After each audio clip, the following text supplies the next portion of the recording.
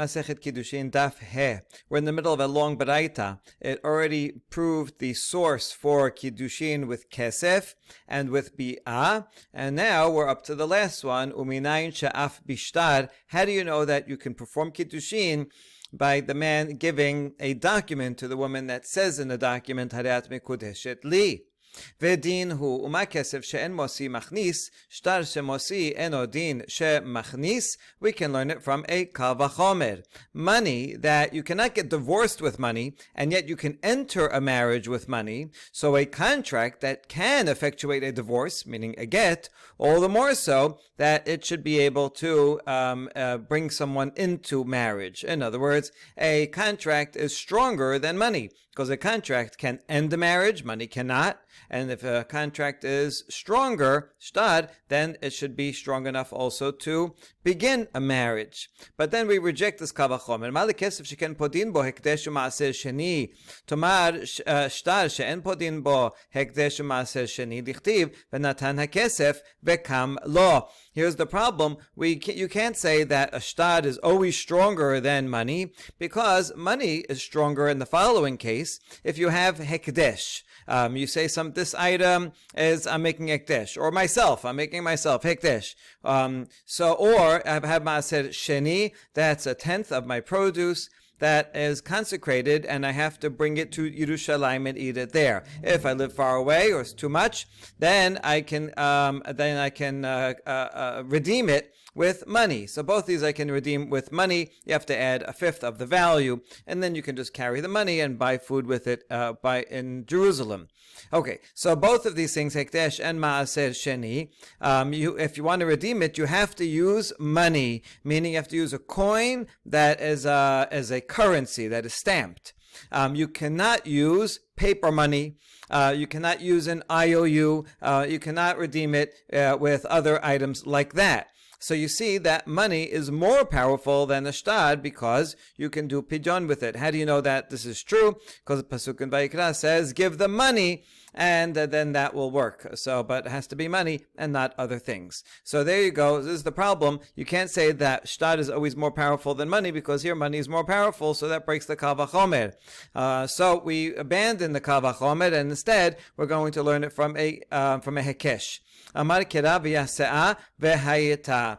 The pasuk, the main pasuk regarding Gitin, juxtaposes within the same pasuk leaving and entering marriage, and therefore makish havaya liyisi'ah hekesh ma'yisi'ah b'shtad af havaya nami b'shtad. And just like you can leave a marriage with a get, so too you can enter a marriage also with a contract. And so that's what we'll learn it from, that juxtaposition. Here's the problem. Once you open that juxtaposition, then you can learn other things that aren't true. V'akesh nami yisi'ah lahavaya havaya bekesef afisi'ah bekesef. So I could learn the other way also. Just like entering a marriage is with money, I might think therefore that also leaving a marriage also is with money. That someone, I guess she will give money to the husband and say, I am leaving you, or the other way around, whoever's giving the money. I might think that would be effective because of this same hekesh. So and that's obviously not true. Therefore, this is not this. How are you going to distinguish between one and the other? If you're going to use a shtar to enter marriage, then why not use money to leave a marriage? Amar Abaye, yomeru kesef machnis. Kesef mosi sanegor ye'aseh kategor. Abaye says, no, nobody would think that you would compare the two usages of kesef, because would you say that money can enter a marriage and money can be used to exit a marriage? Does an advocate, meaning a defense attorney, become a kategor, a prosecutor? Right? You never want to have the same person, all of a sudden jump in the middle. If he's defending you, and then in the middle he switches sides and now he's the prosecutor, right? That would not be fair.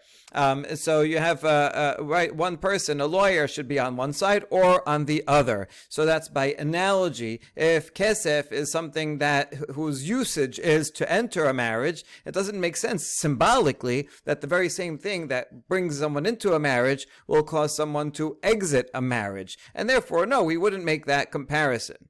Okay, fine. But now we'll have the same logic with shtad. Shtad name yomeru. Shtad mosi, shtad machnis. Kategoria aseh sanegod. So we should have the same objection, that we should not apply the hekesh for shtar, because if a shtar can it do both, right? Can a shtar both bring into a marriage and make someone exit a marriage? We know it exits a marriage, that's a get, but then can it also bring someone into the marriage? Can a kategor, a negative person, prosecutor, turn and become a sanegor, a defense advocate? Can a get, something that's used to end a marriage, also do the opposite, symbolically? Wouldn't that be a problem? So now if we don't use the hekesh for kesef for this reason, we shouldn't use the hekesh for shtad either for that very same reason. But then we answer, mile dehai shtara lechod, mile dehai shtara lechod.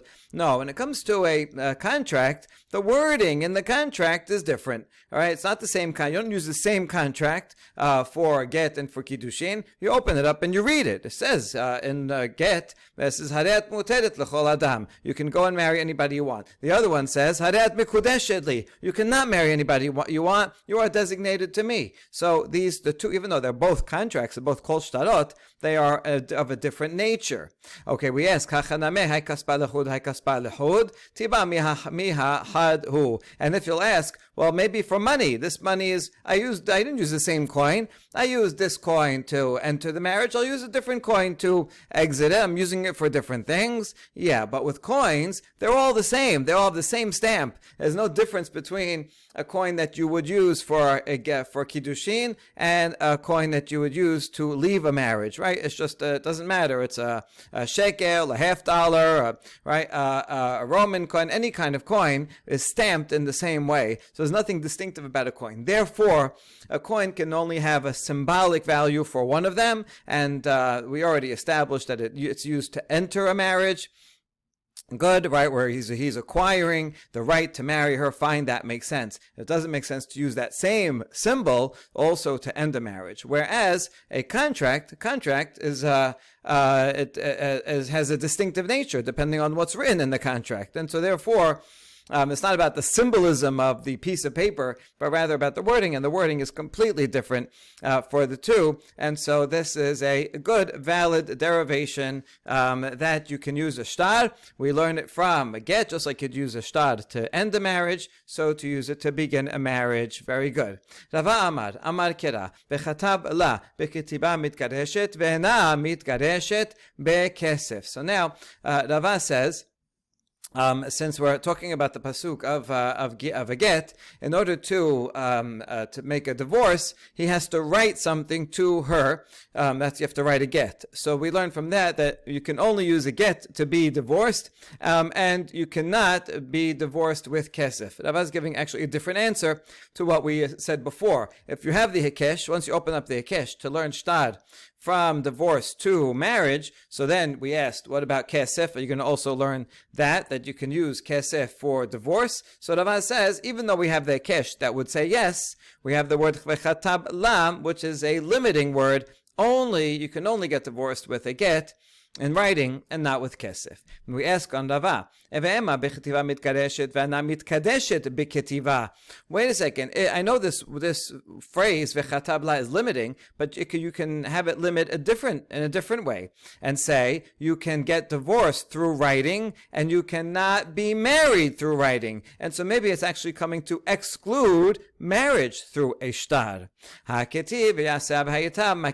but that's why we need the hekesh. The hekesh says v'yatsav hayita, and that proves that we take the shtar and we say it applies not only to divorce but also applies to marriage. And so now we have the hekesh that will apply shtar to both, and we have the v'chatavla, a limiting word that will limit kesef. That kesef only works for marriage, but not for divorce. All right, fine. But now we ask, Uma Ra'ita. But wait a second. Why did you prefer to do that way? Why not apply the very same principles for the opposite conclusion? And you could say, V'yasav Haita, that Hekesh is telling us that money works for both, not only for Kiddushin, but also for Gitim. You can use money, you can get divorced with money. And V'chatabla is limiting the shtad only for a get, but you cannot use a shtad for Kiddushin, right? We're just applying two different Pisukim here. One is expanding, one is limiting. So why do you decide this way instead of the other way? And the answer is, Mistabera ka'e begerushin, ka'e begerushin, mama'et gerushin, ka'e begerushin, mama'et Kiddushin. Rather, it makes sense. The Pasuk, Vechatab la, which is in the context of divorce, would be excluding, it is an exclusionary term, would be excluding something else regarding divorce, meaning that you can use writing to get divorced and not money, right? That makes sense. But if it's in the context of Gerushin, would it be excluding something for Kiddushin? That's already two steps removed. To apply it to say you can use writing for get, but you cannot use writing for Kiddushin. That's not the context. Now you're jumping to a different context and applying it there. That makes less sense, and therefore it makes more sense to say V'chatabla is limiting something within get. That means that you cannot use money for a get, and therefore that leaves V'yatzeh b'ha'ita to include, to make a connection and say that shtar can be used to end and marriage and to begin a marriage. So that's another way at arriving and answering this question. If you didn't like this answer, that the nature of a shtar is different depending on what's written in it. All right, so far so good. Now, a new problem. Rabbi Yosef HaGalili tapik le'lahaykera lidrasha acharina. Rabbi Yosef HaGalili, back in Masechet Gitin, said v'chat tabla. That teaches that you have to write on something that's not food and not a living animal.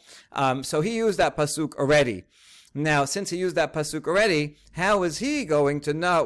From where is he going to derive that you cannot use money for a get, right? Assuming that he would agree with the rest of the logic of Rava, how would he do that? Because he doesn't have that pasuk.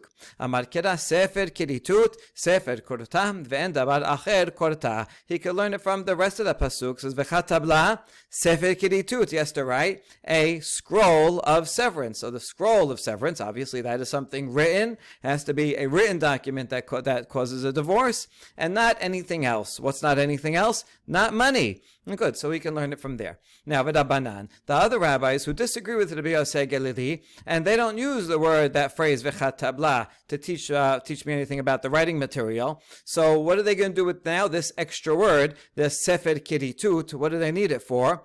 Mai abdile, mi ba'ile ledavar hakoret beno lebena. From there, they're going to learn that a get has to be something that is entirely severing the relationship. And if the husband still has control over her, then it's not a full get. It's not valid. Kedatanya, hareze gitech amanat shelot tishtiyayin, amanat shelot telechi lebet abich le'olam enze kiritut. Kol sheloshim yom hareze kiritut. The Braita taught, if a husband makes a condition on the get, which you can do, you can make lots of conditions. Right, here's your get on condition that you pay me 200 zuz. That's fine. That's a good condition. If he says on condition that you never drink wine or that you never go to your parents' house ever, that is not a get because he has not severed her relationship. At any point from now till the end of her life, till her very last moment, if she ever drinks wine or goes to her father's house, then retroactively the get will not have been done. So the husband always has control, continues to have control over her. It's not a complete separation. If he says a time limit,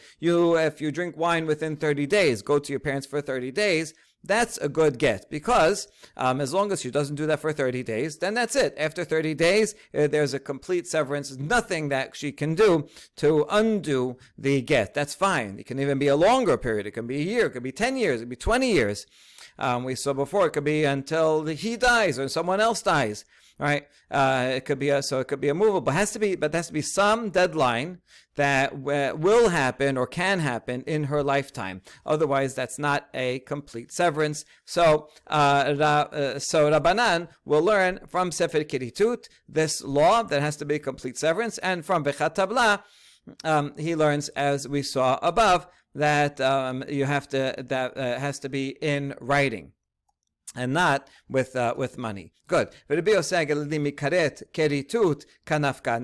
Galili, since he already used v'chatabla for the writing material, and now he used the Sefer Keritut to teach me with shtar and not with money. Now, where is he going to learn this law that it has to be a complete separation? So he can learn it from the expanded form of this noun. It doesn't just say Sefer Karet, but Sefer Keritut. So I can learn two things from that very word. Rabbanan, and Rabbanan, what are you going to do with that expanded form of the word? What else, what other law will you learn from it? Rabbanan karet keditut la mashma lehu. Rabbanan will not learn anything from that. It's not a doubled word. Rather, it's just it's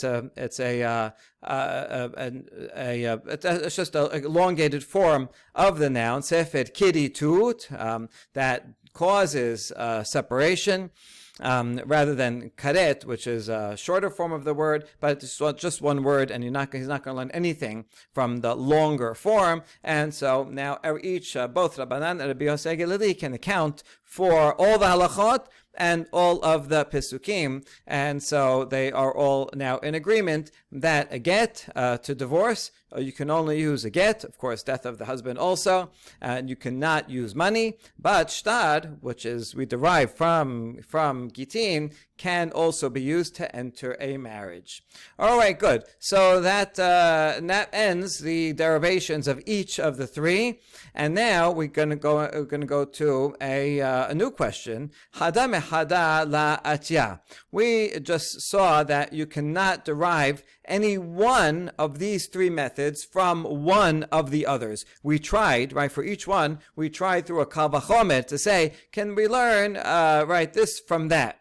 And we said, you can't, right? We just started with one such kal vachomer, right? So we said, maybe, minayin shaf bishtar, right? Kesef, it does not we could learn from kesef, right? Kesef doesn't do this. Shtar is more powerful, so you can learn, shtar from kesef. But we reject it. And the same thing yesterday with all the others. So we, saw you cannot learn any one of these from any one. That's why for each of them, we need a pasuk to derive them. And we showed all the pisukim in that baraita.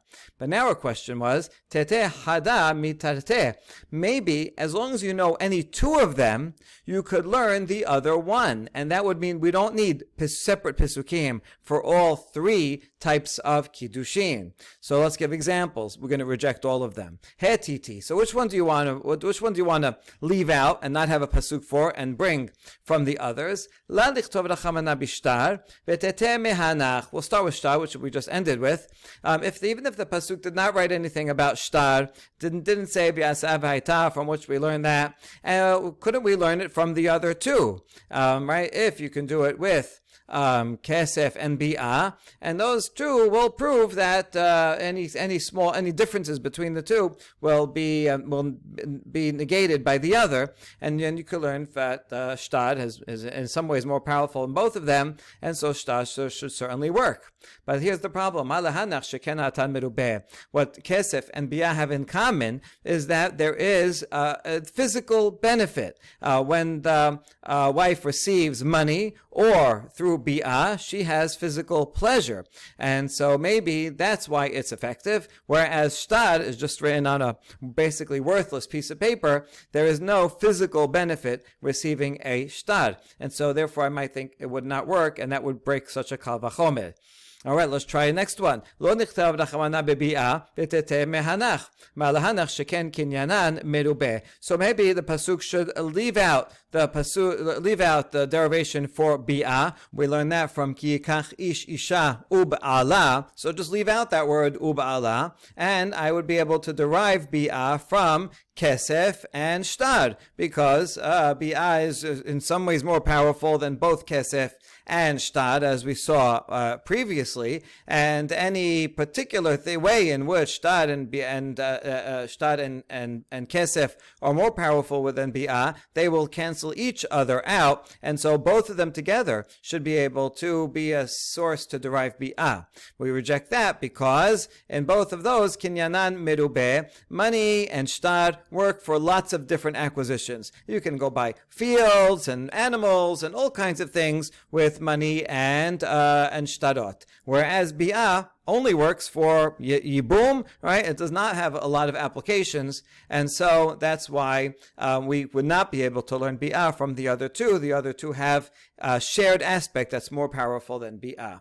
Okay, let's try the last one. Lo nichtov rachamana bekesef v'teteh mehanach. Let the pasuk not talk about, we saw two derivations for kesef, right? Kicha, misedeh Efron, and also from Ama Ivriya, and kasef. Okay, let the Pesukim could leave those out. We don't need a derivation in the Torah for kesef, and we can learn it from shtad and bi'ah, right? Because those two in common both have kesef is more powerful than each of them in some way, and so any negative attributes that those two have against kesef, but together they should be powerful enough to teach that kesef works for Kiddushin. Here's the problem. Both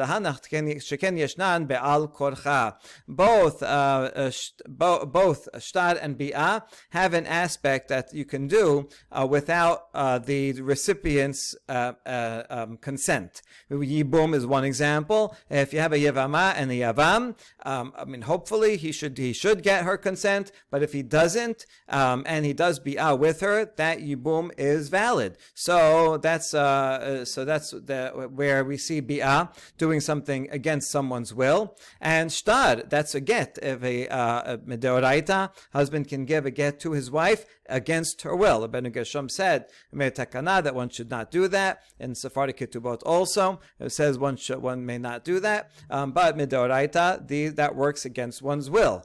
Whereas kesef, applications of kesef, are not against one's will, right? To buy something, you have to get their will. So that's why that would break the kal vachomer from bi'ah and shtad, which both work against someone's will, and kesef does not work against someone's will. Now,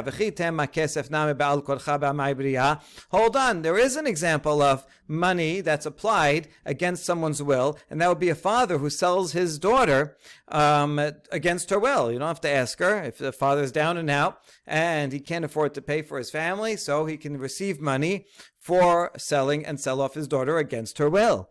So then there should be equivalent, and you could make a kal vachomer, but we answer be'ishut mi halash kehan. But within the context of marriage, we're talking about, not for property and slavery, but within the context of marriage, we never find an example of using kesef against someone's will, whereas yibum and get are both within the context of marriage and against one's will, and so that completes that exercise of trying to learn any one of the three from the other two.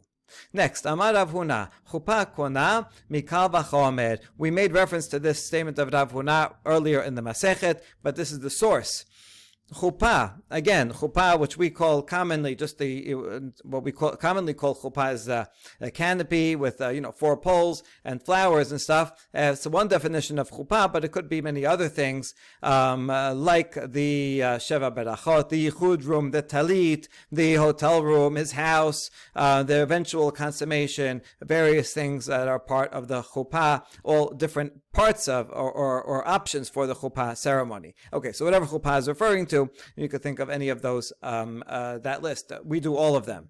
All right, so chuppah kona mikal vachomer. Rav Huna says, I can derive that you can use chuppah for Kiddushin. Of course, you can use chuppah for nisuin. That's like the definition of nisuin. But how do you know that chuppah can be used for Kiddushin? Rav Huna says, I have a kal vachomer. Uma kesef she'eno ma'achil b'truma koneh.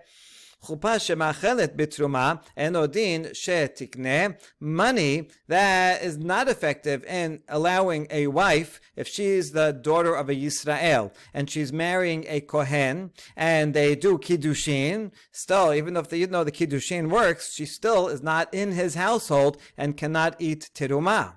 Whereas chuppah, which effectuates the nisuin, once you do nisuin, then she can eat the terumah of her kohen husband. So you see that chuppah is more powerful than kesef. Therefore, if kesef works for Kiddushin, all the more so, chuppah should work for Kiddushin, right? Chuppah can let someone eat terumah so all the more so it should work for Kiddushin. So now we ask, V'kesef eno machil? Hold on, why are you making an assumption that money, meaning Kiddushin, and any type of Kiddushin, but Kiddushin with money in particular, does not allow the wife to eat terumah? That's actually not true. Technically, a wife can eat terumah even after Kiddushin, before Nisu'in. V'amar ula, davar Torah arusa bat Yisrael ochelet b'terumah, shenema v'chohen ki yikne nefesh kinyan kaspo, v'hai kinyan kaspo hu. According to the Oraita law, in Arusa, she is a bat Yisrael, and she's married, she enters into Kiddushin with a kohen. She should be able to eat terumah, because it says a kohen who acquires someone, his acquisition. It's referring also to slaves that are actually his acquisition. But this wife, he's engaged to, the bride, is also his acquisition, because he gave money for the Kiddushin. So even though he's not yet living in his house, nevertheless, it is called Kinyan Kaspo. So midoraita, Kiddushin is enough to allow her to eat terumah. Umatam amru ena ochelet. Why did the rabbis come and made a gezerah and said, if you only did Kiddushin, you cannot eat terumah? Gezerah shemma yimzegu la kos bebet abiha v'tashkenu lachareha leacheha ulachoteha. Because we're afraid that they're going to go and serve her in her father's house. She's still living in her father's house after Kiddushin, before Nisu'in. And so the groom, or one of his people, are going to go and send her some terumah wine, and while she's in her father's house, and then she's going to naturally want to share it with her brothers and her sisters, because they're living together. And this is nice wine. Look at what my fiance sent me, and so going to want to share it. And they're going to do that without thinking, because people share food, and when they're living together in the same house, and then that'll be a problem, because they are all from a Yisrael family. They're going to end up eating terumah. So therefore, the rabbi said, no, even though technically she's under her future husband's acquisition, nevertheless, she should not eat terumah until she physically moves there. Once you move there, that's fine, because even if your sister comes over to visit, they're going to know, this is a kohen's house. This particular thing is terumah. She won't share it, but she naturally is going to share everything when she's still in her father's house. So therefore, this kal vachomer that you made actually doesn't make sense, because kesef also can let someone eat terumah. So chuppah is not actually any stronger than kesef. Ela parichachi uma kesef sheno gomer koneh chuppah shegomeret enodin shetikneh. So we're just going to update Rav Huna's kal vachomer. Kesef that cannot finish off the deal, can't do nisuin, but it can do the beginning of the deal. It can do the kiddushin. Chuppah, which can finish the deal, all the more so that it can begin the deal, right? If Mariano Rivera can end a successful game, then all the more so he can be a starting pitcher, and so therefore chuppah should also be okay for kiddushin. Malekesef sheken podin bo hekdeshot u'maseh sheni bi'ah tochiach. But here's the problem. Kesef is actually stronger in another way, because you can use it to redeem hekdesh and maseh sheni, as we said before. So we see that money is actually stronger than chuppah, and that breaks the Rav Huna's kal vachomer. But then we bring in another element to cancel that out. Bi'ah tochiach, bi'ah, which you cannot use for redeeming hekdeshot and maseh sheni, and yet it works for kiddushin. So we see that the power to be able to redeem has nothing to do with the power to do kiddushin, and so therefore it's irrelevant. So bi'ah and kesef together show that chuppah is more powerful than kesef, and therefore chuppah should be able to work, and kesef's unique status regarding hekdesh is not important, because bi'ah teaches that. But then we counter, kesef yochiach, and if you counter that, wait a second, bi'ah has a unique status in that it can effectuate yibum, so it's more powerful then chuppah, but kesef will prove that that is irrelevant because kesef cannot acquire a yevama, and yet it works for kiddushin. So the various aspects of each one of these is not important, and so we say that with the following phrase: v'chazad hadin. And we're going to now bring back the kal vachomer lo re'ize k're'ize v'lo re'ize k're'ize hasad hashaveh shebahen shekonin be'alma ve'konin kan. The particular strength of one is not existing in the other, and the other not in this one. In other words, bi'ah and kesef, although they each have particular strengths, kesef can do redemption, bi'ah can perform yibum, but not the other way around. So each of them lack the strength that the other has. So therefore, those particular strengths cancel each other out, and we look for the common denominator, hasad shaveh. The lowest common denominator here is that they can acquire other things in the world. They do general acquisition, and they acquire a woman in kiddushin. So too, afani abi chuppah shekona be'alma ve'kona kan. Chuppah, which can effectuate an acquisition, meaning nisu'in, and it can do that even when where kesef cannot. So you see, chuppah is more powerful than kesef in that sense. So all the more so, chuppah should be able to do kiddushin. Okay, good. So now we're learning from those two to the one. But here's the problem. As we said before, kesef and bi'ah do have a common denominator that is a strength to them, that their benefit, their pleasure is great, that she receives pleasure from bi'ah and from kesef, and whereas chuppah, not so. She's not receiving any monetary or physical benefit from that, or just from entering into a chuppah. So shtad yochiach, shtad can prove that particular strength is irrelevant because shtad does not have any pleasure. She receives no pleasure in getting a shtad. It's not worth any money. And yet it works for kiddushin, so that cancels out the particular strengths of the other two. So now we bring all three together. Madishtar sheken mosi bebat Yisrael kesef ubiya yochichu. And then you'll say, but then we'll counter against the kal vachomer and say shtad has a particular strength that it can effectuate a get, and chuppah cannot. So that would be a strength of shtad over it. But kesef and bi'ah will prove that strength is irrelevant because you can't use kesef and bi'ah for a get. And so now each of the strengths of the three, kesef, shtad, and bi'ah, will all cancel each other out, and we'll look for the common denominator, v'chazad hadin. And so now we can revisit, bring back the kal vachomer, lo re'izeh k're'izeh v'lo re'izeh k're'izeh. Each particular strength of each of the three is not like the other, and therefore they show that those particular strengths are irrelevant to its effectiveness in kiddushin. Hasad hashaveh sheben shekonin be'alma v'konin kan.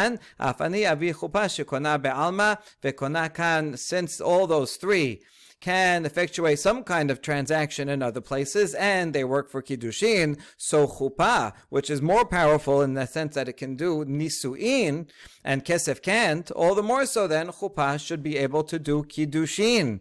Okay, we're really bringing all the guns out. We're bringing all three together in order to create this kal vachomer. But here's still a problem.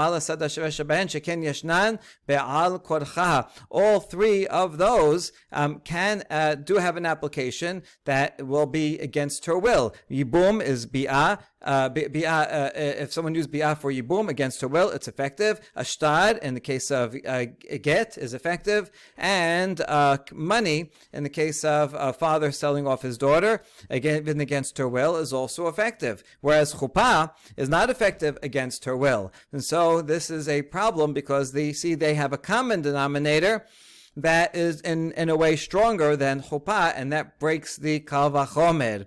However, so that's what most people we can agree with to that. However, Rav Huna kesef miha bishut lashkachan ba'al korcha. Rav Huna could counter that and support his kal vachomer and say no, but the other two are within the realm of marriage. They can effectuate something against her will, yibum or get. But kesef, we don't find any example of money being able to do something against against the will of a woman. That example of Amma is regarding slavery, not regarding marriage. And therefore, it's not the same as the others, and so therefore can prove that being Ba'al Korcha is not an important, is not something, an important strength. And so, if you accept that answer of Rav Huna, then we do have a Kal Vachomer. You bring all three together, and you can prove from there that Chuppah can be used for Kiddushin. Okay, that was all Rav Huna's thesis. And now Rava will give his two reasons to reject chuppah being used for kiddushin. Amar Rava, shetet teshuvot badavar hada deshalosh tenan ve'arba lo tenan. Says you can't be right because the Mishnah says there are three ways to acquire a woman, three and not four, and we already have all three, and so sorry, there's no room for anybody else. Okay, this is not actually rejecting the content of the Kal Vachomer. It's just saying your conclusion can't be right according to the Mishnah. Ve'od, here's the substantive reason why you're wrong. Kilum chuppah gomeret ela al yedei kiddushin. V'chi gamrin chuppah shelo al yedei kiddushin mechuppah shel al yedei kiddushin. Wait a second, chuppah only works after kiddushin. It gains its strength because you did kiddushin, so that makes her prohibited to everybody else in the world. Stage one, chuppah can just finish it off. Right? You can't learn chuppah with no kiddushin from chuppah that comes after kiddushin. The source of your Kal Vachomer was if chuppah can do nisu'in and kesef can't do nisu'in, then all the more so chuppah should be able to do kiddushin. Yeah, but that's not a good Kal Vachomer because chuppah only works after kesef did its job. Right? This is like, you loosen the bottle cap and so with all your strength, and then some weakling comes and just finishes it off. This is, see, I'm stronger than you because I finished it. Yeah, but I loosened it first. So it doesn't mean that nisu'in is actually very strong by itself. It's only has a little bit of strength to complete the marriage after Kiddushin was already done with Kesef. So that's a substantive reason to reject the Kal Vachomer. That's Rava. Abaye, however, goes and supports Rav Huna. Amar Abaye, deka amar shalosh tenan v'arba lo tenan. Tana milita dechtiva behedya ketane, milita de la ketiva behedya la ketane. The fact that the Mishnah says 3 and doesn't say 4, I can answer that because the Tana, the author of the Mishnah, is only including in the list items that are mentioned in the Torah explicitly. They're not all actually totally explicit. Ubala is explicit. The other ones are learned from a Gezer HaShava or from a Hekesh, but nevertheless something that you derive from Scripture, but something that is just from reason, only from a Kal Vachomer, meaning chuppah. It doesn't list in the Mishnah. It doesn't mean it's not true. It's just maybe the Mishnah is saying from the Torah that we can derive explicitly from the Torah. There are 3 ways, but there's also another one that's not mentioned, that's not hinted to in the Torah. So I can answer that. And for your substantive comment that chuppah only works because it's after kiddushin, but it's not really strong in and of itself.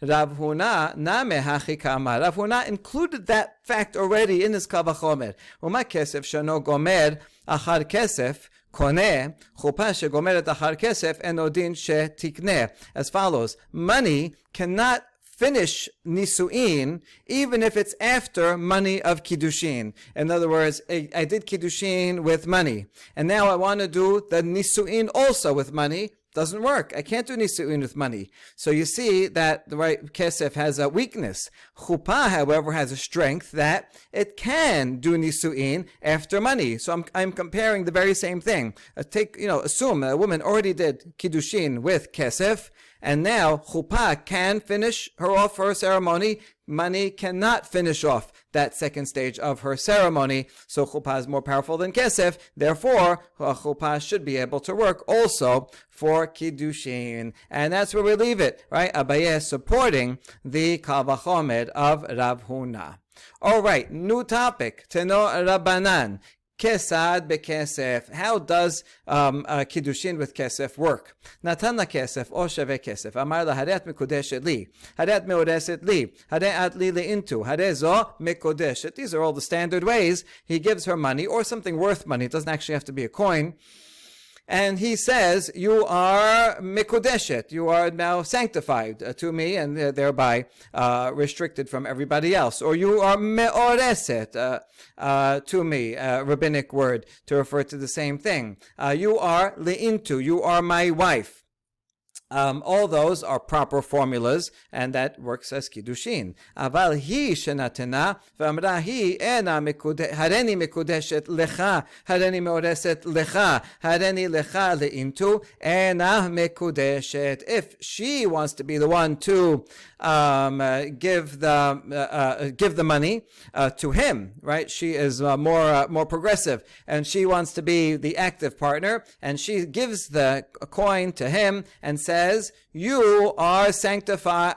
Well, she says, I am sanctified unto you. She doesn't. So it's not that extreme to say you, husband, are sanctified unto me, which really wouldn't make sense, because that would mean that he becomes prohibited to all other people, which is not true for halachic marriage. But rather, she still makes herself the object of the being mikudeshet, and she says, I will be sanctified unto you. I will be betrothed unto you. I will be your wife. Right, so it's in meaning it's the same thing. It's just whether he is saying you are sanctified to me, or she is saying I am sanctified to you.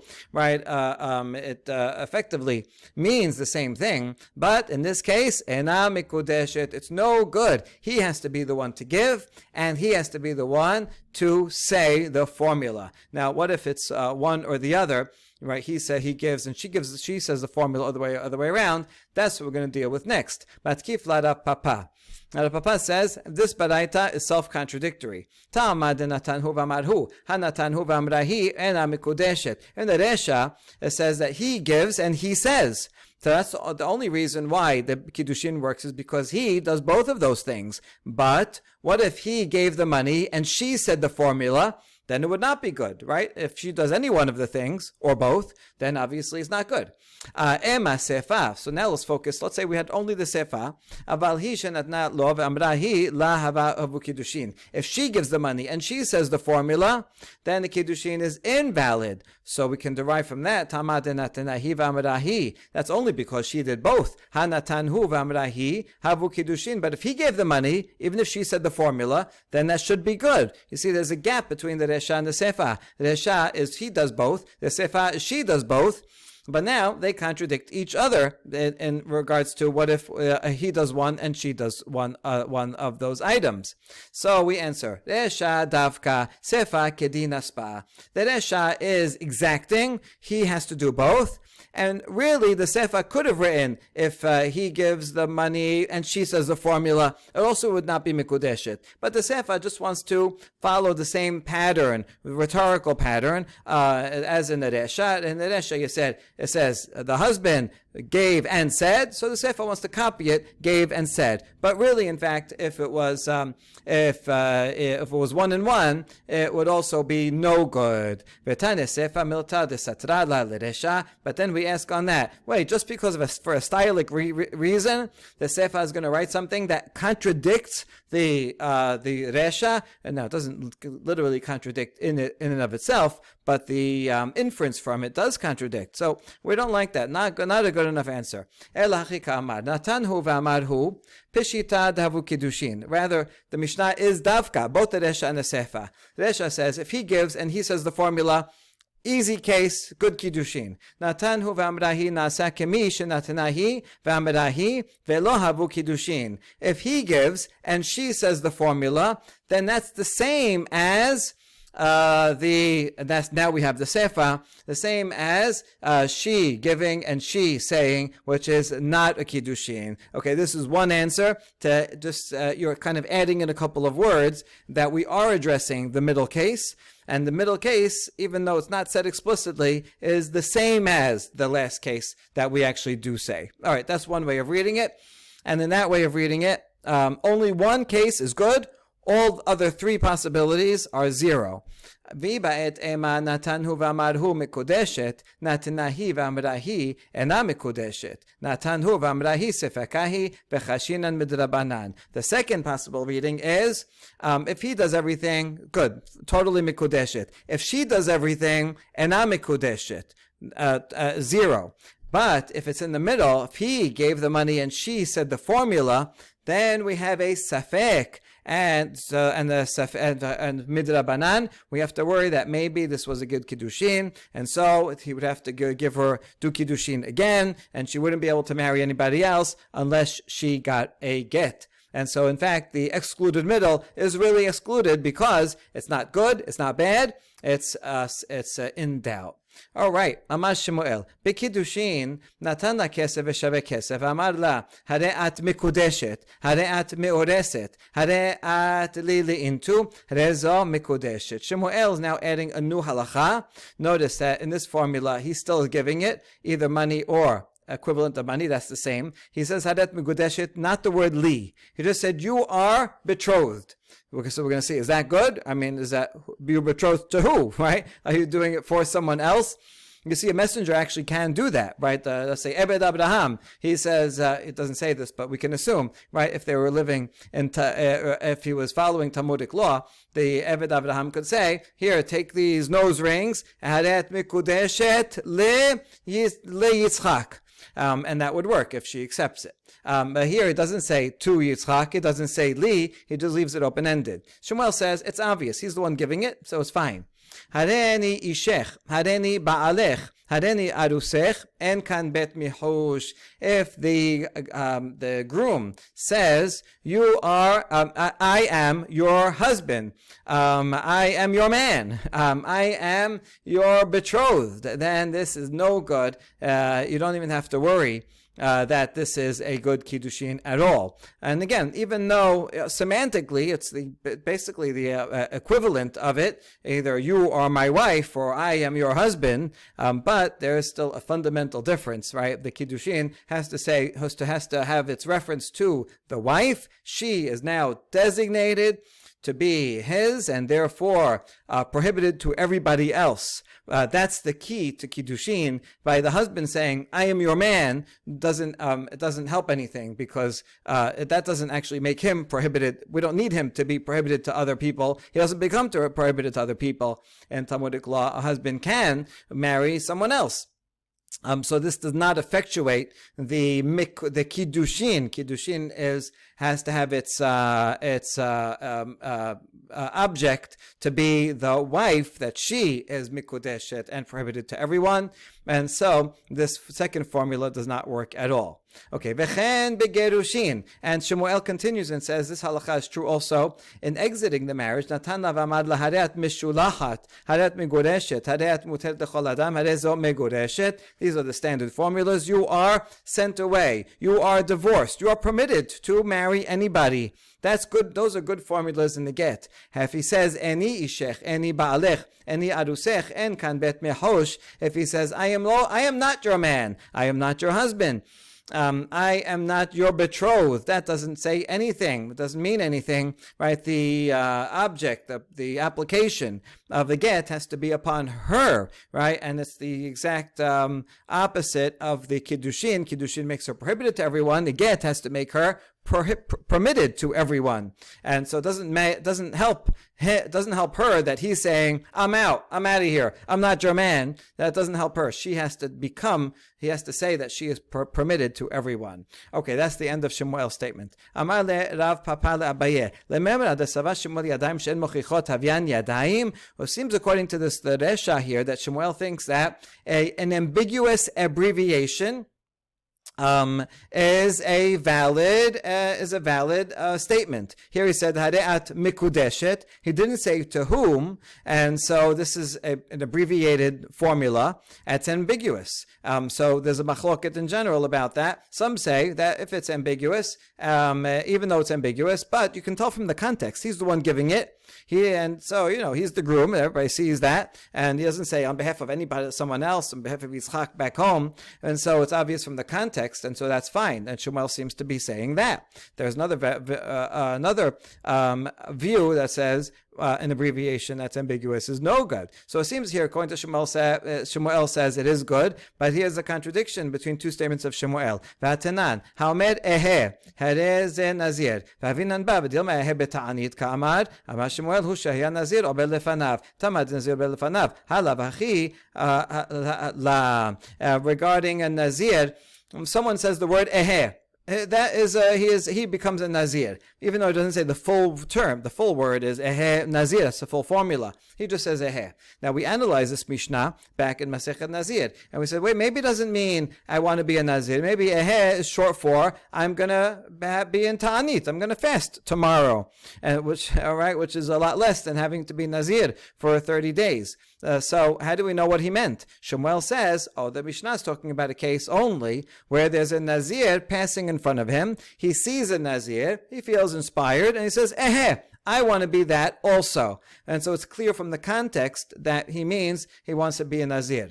Now, that's Shmuel said that. We can see that the only reason why this abbreviation works is because it was clear from the context what he meant. But if it would be ambiguous, then he would not be a nazir. We can see from here that according to Shmuel, an ambiguous abbreviation is not valid, and this contradicts what we said here, where some guy, we don't know who he is, if he means to be the groom or not, says, Hadat mikudeshet, you're sanctified. Sanctified to whom? To what? For what reason? What do you mean sanctified? It's not clear that he's the groom and wants to make himself the groom. And so we have a contradiction because in Nazir, Shmuel says ambiguous abbreviation is no good, and here in Kiddushin he says it is good. So we answer, Shmuel meant when he says li. Shmuel was just in his statement, he was speaking in shorthand, but he meant that the groom actually says li. Okay, yachi ma'ika mashmalan. Or if he said hadet megudeshet li, that's a full formula. Then what is Shmuel teaching us? There's no chidush. Hane lishane batra'e kamashmalan. Hacha ketib ki yikach v'lo shikach et asmo. V'hacha ketib v'shidlacha v'lo shiyeshaleach et asmo. There's your right. In the resha of both of his statements, he was saying no chidush. That's hadat mikudeshet li. Standard formula. Hadat migoreshet, muted chol adam. That's also the standard formula. Shmuel's chidush was not there, but rather was in the second part when he says, when he says, Hareni ishech, I will be your husband. He's saying the statement, but he's making himself the object of the verb, or he's saying, I am not your husband. Again, he's pointing to himself rather than to her. In both of those cases, it's no good. How do you know? Because the pasuk says ki yikach. He has to take her, and not ki yikach ish isha. He has to take her. He can't take himself and make himself married to her. He has to make her married to him. And also, v'shilecha, at the other end of exiting the marriage, it says he has to send her away. He can't send himself. He has to kick her out of the house. He can't kick himself out of the house, meaning out of the marriage. And so because we have to fulfill that meaning of the Pesukim, that has to match the exact formula. But in fact, if you just said Hadat Mikudeshet and didn't say anything, that would be an ambiguous abbreviation, and Shmuel would not permit a Kiddushin with that formula. Baruch Adonai Olam. Amen v'amen.